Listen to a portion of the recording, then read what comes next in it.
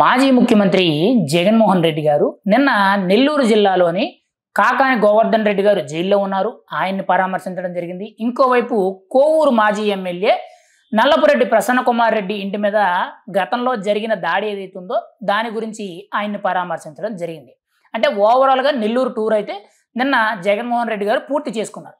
అయితే ఆయన ఎక్కడికి వెళ్ళినా కానీ, ఏ పరామర్శకు వెళ్ళినా కానీ, ఏ యాత్రకు వెళ్ళినా కానీ అక్కడ ప్రెస్ మీట్ పెట్టడం అనేది కామన్. ప్రతిసారి కూడా ఆయన మాట్లాడేటప్పుడు కొన్ని ఆనిముత్యాలు, కొన్ని అబద్ధాలు, కొన్ని సిద్ధాంతాలు, కొన్ని వేదాంతాలు, కొన్ని ప్రజల్ని మాయ చేసే అభాండాలు అనేవి చాలా నిస్సిగ్గుగా, అస్సలు మోమాటం లేకుండా, అసలు పొరపాటున కూడా ఒత్తు కూడా పొల్లుపోకుండా అంత నీతిగా అబద్ధాలు అనేవి ప్రజల్ని మాయ చేయడానికి చెప్తారు.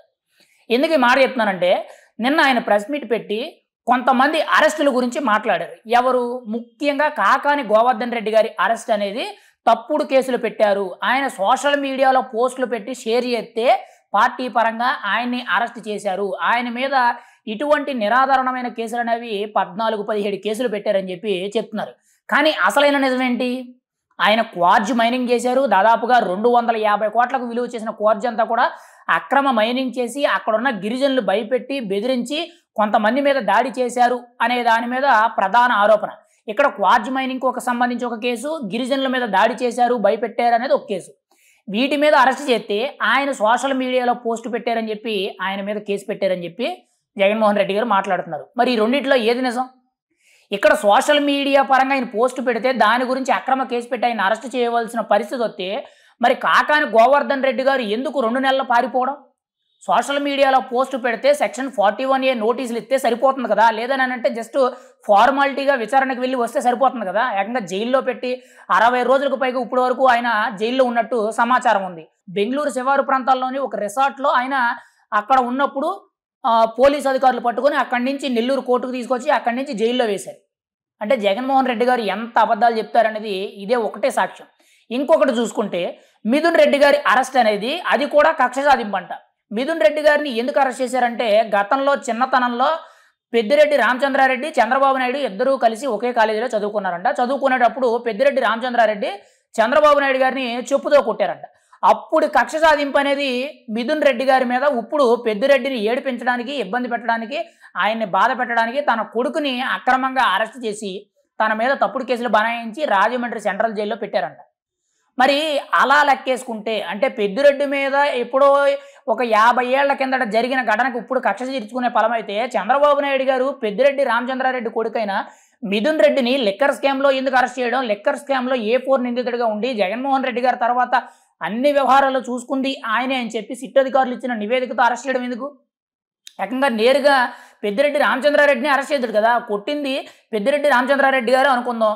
ఒకవేళ అలా అయితే పెద్దిరెడ్డి రామచంద్ర గారు గతంలో పొంగనూరుకు సంబంధించి కొన్ని 100 ఎకరాలు దోచేశారు, అవినీతి చేశారని చెప్పి బోల్డ్ అన్ని ఆరోపణలు ఉన్నాయి.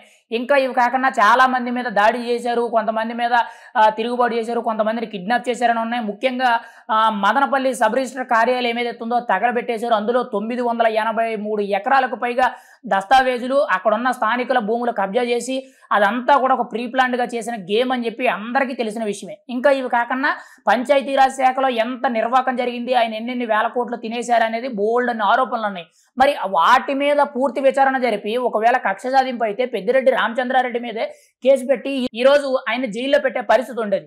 మరి జగన్మోహన్ రెడ్డి గారు ఏం మాట్లాడుతున్నారు అనేది అర్థం కావట్లేదు. ఎప్పుడో చెప్పుతో కొట్టారంటే ఇప్పుడు కక్ష సాధింపుగా తన కొడుకుని అరెస్ట్ చేశారని చెప్పి పేపర్ చూస్తూ మాట్లాడుతున్నారు. ఇంకొక విషయం ఏంటి?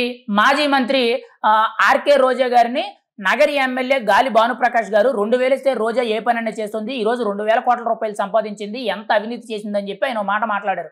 అది తప్పు అని చెప్పి జగన్మోహన్ రెడ్డి గారు చెప్తున్నారు. ఒకవేళ ఆయన అన్నట్టే అది తప్పు అని చెప్పి మనం అనుకుందాం. మరి ఇక్కడ నిన్న జగన్మోహన్ రెడ్డి గారు పరామర్శకు వచ్చారు కదా నల్లపురెడ్డి ప్రసన్న కుమార్ రెడ్డి గారి ఇంటికి. మరి ఆయన ప్రజెంట్ టీడీపీ ఎమ్మెల్యే అయిన వేమిరెడ్డి ప్రశాంతి రెడ్డి గారిని ఒక మహిళా ఎమ్మెల్యేని ఎంత నీచంగా మాట్లాడారండి. ఇప్పటి వరకు కూడా ఆంధ్ర రాష్ట్ర రాజకీయాల్లో అంత నీచంగా మాట్లాడిన వ్యక్తి ఇంకొక మనిషి లేరు. బోరుబాబు అని, రోడ్డు మీద తిరిగిందని, పిహెచ్డీలు చేసిందని, చెన్నైలో పిహెచ్డీ చేసిందని, భర్తని అర్ధరాత్రి పడుకునేటప్పుడు చంపేస్తుందని చెప్పి ఇలా రకరకాలుగా ఎంతో నీచంగా మాట్లాడారు. మొత్తం డబుల్ మీనింగ్లో ఎంత దారుణంగా మాట్లాడారంటే ఇప్పుడు వరకు అంత నీచంగా మాట్లాడిన వ్యక్తి ఎవరు లేరు. మరి అంత నీచంగా మాట్లాడేటప్పుడు ఆ వేమిరెడ్డి ప్రశాంతి రెడ్డి గారు అనుచరులు ఎవరైతే ఉంటారో వాళ్ళందరూ కూడా వెళ్ళి కోవూరు మాజీ ఎమ్మెల్యే నల్లపురెడ్డి ప్రసన్న కుమార్ రెడ్డి గారి ఇంటి మీద దాడి చేశారు. ఇక్కడ దాడి చేయడం తప్పు అంటున్నారు కానీ ఆయన అంత నీచంగా మాట్లాడాడు, ఒక మహిళను అవమానించాడు, ఒక అధికారిక ఎమ్మెల్యే మీద ఇంత నీచంగా మాట్లాడాడని చెప్పి ఆయన మీద కనీసం యాక్షన్ తీసుకోవాలా.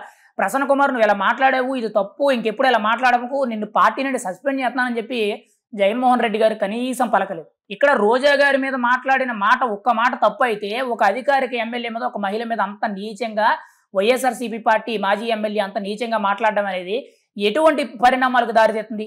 అసలు దేనికి సపోర్ట్ చేయాలి, దేనికి సపోర్ట్ చేయకూడదు? పైగా ఇంకొక విషయం ఏం చెప్తున్నారు, నందిగామ సురేష్ని అక్రమంగా అరెస్ట్ చేశారంట.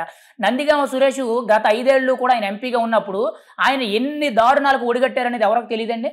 వల్లభనేని వంశీని అంటే దారుణంగా అరెస్ట్ చేశారంట. మరి గతంలో ఆయన మాట్లాడిన మాటలు ఎలా ఉన్నాయండి?